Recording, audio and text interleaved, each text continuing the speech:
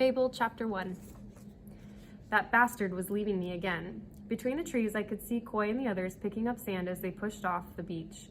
The skiff slid into the water and I ran faster, my bare feet finding their way over twisted tree roots and buried rock on the path. I came through the thicket just in time to see the smirk on Coy's lips as the sail dropped open. "Coy!" I shouted, but if he heard me over the sound of the waves, he didn't show it. I tore down the slope until I reached the foam left by a retreating wave and planted one foot in the wet sand before I jumped, my feet kicking as I flew over the swell toward the stern. I caught the stay with one hand and crashed into the side of the hole, my legs dragging in the water as the skiff took off. No one offered me a hand as I pulled myself up and over the side with a curse under my breath. "Nice jump, Fable." Coy took hold of the tiller, his gaze on the horizon as he steered us toward the south reef. "Didn't know you were coming." I raked my hair into a knot on top of my head, glaring at him. It was the third time in a week that he tried to leave me behind when the dredgers went out to dive. If Speck weren't drunk half the time, I'd pay him for the ride to the reef instead of Coy, but I needed a boat I could count on.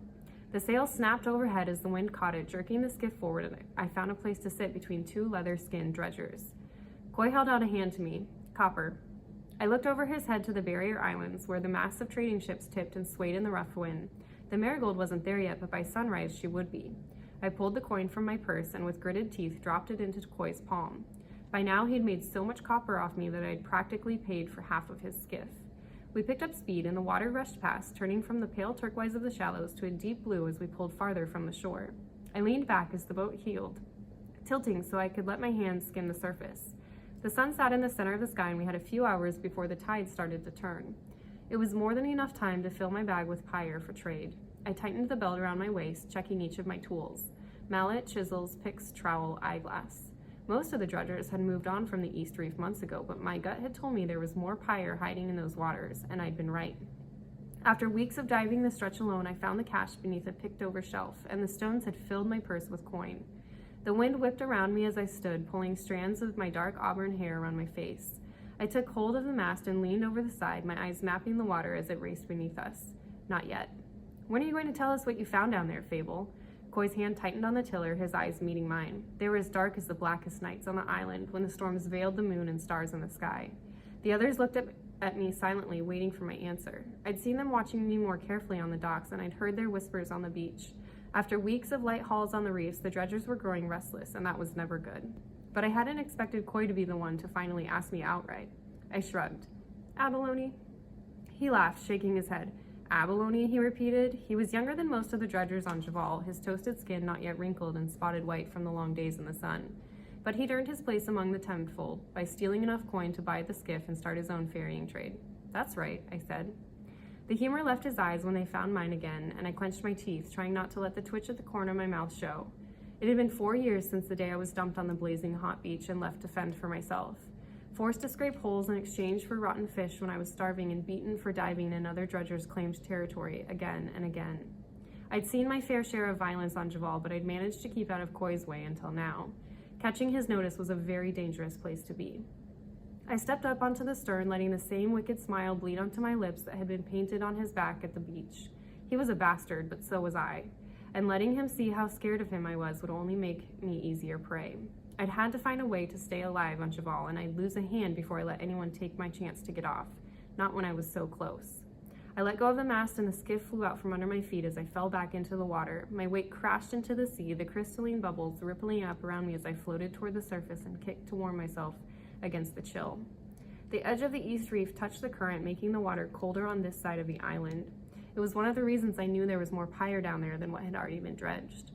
Coy's boat shot away from me, the full sail curved against the cloudless sky. When it disappeared behind the barrier island, I cut back in the opposite direction toward the shore. I swam with my face in the water so I could measure the reef below.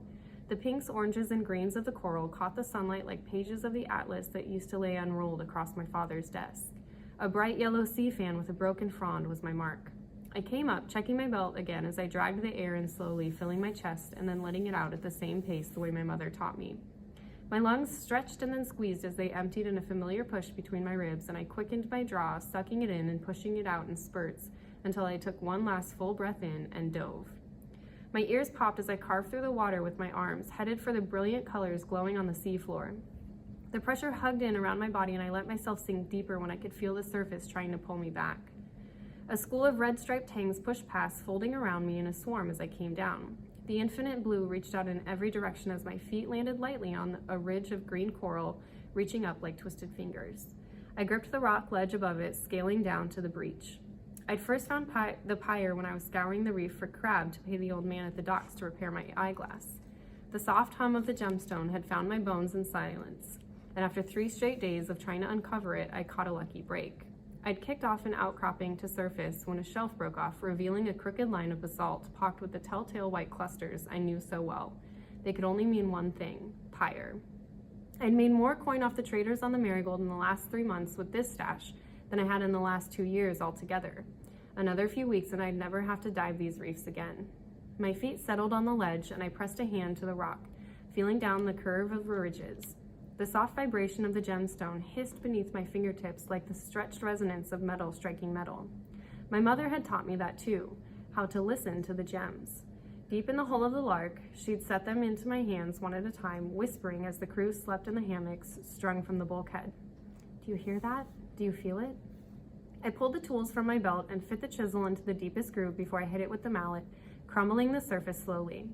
Judging from the shape of the corner, there was a sizable piece of pyre beneath it, maybe 4 coppers worth. The shine of sunlight on silver scales glittered above me as more fish came down to feed, and I looked up, squinting against the glare. Floating in the murky distance down the reef, a body drifted beneath the surface, the remains of a dredger who'd crossed someone or didn't repay a debt. His feet had been chained to an enormous barnacle-covered rock, left for the sea creatures to pick the flesh from his bones. It wasn't the first time I'd seen the sentence carried out, and if I wasn't careful, I'd meet the same end. The last of my air burned in my chest, my arms and legs growing colder, and I hit the chisel one more time. The rough white crust cracked, and I smiled, letting a few bubbles escape my lips as a jagged piece of the rock broke free. I reached up to touch the glassy red pyre, peeking out at me like a bloodshot eye. When the edges of black began to push in around my vision, I kicked off the rock, swimming for the surface as my lungs screamed for air. The fish scattered like a rainbow, breaking into pieces around me, and I came up out of the water, gasping. The clouds were pulling into thin strands overhead, but the darkening blue on the horizon caught my eye. I'd noticed the tinge of a storm on the wind that morning. If it kept the Marigold from reaching the barrier islands by sunup, I'd have to hold on to the pyre longer than was safe. I only had so many hiding places, and with every day that passed, more eyes were watching me. I floated on my back, letting the sun touch as much of my skin as possible to warm me. It was already sinking toward the slanted ridge that reached over Javal, and it would take at least 6 or 7 more dives to get the pyre free. I needed to be at the other end of the reef by the time Koi came back for me, if he came back. 3 or 4 more weeks, and I'd have enough coin to barter for passage across the Narrows to find Saint and make him keep his promise. I'd only been 14 years old when he dumped me on the infamous island of Thieves, and I'd spent every day since scraping together the coin I needed to go and find him. After 4 years, I wondered if he even recognized me when I finally showed up knocking on his door. If he'd remember what he said to me as he carved into my arm with the tip of his whalebone knife. But my father wasn't the forgetting kind. Neither was I.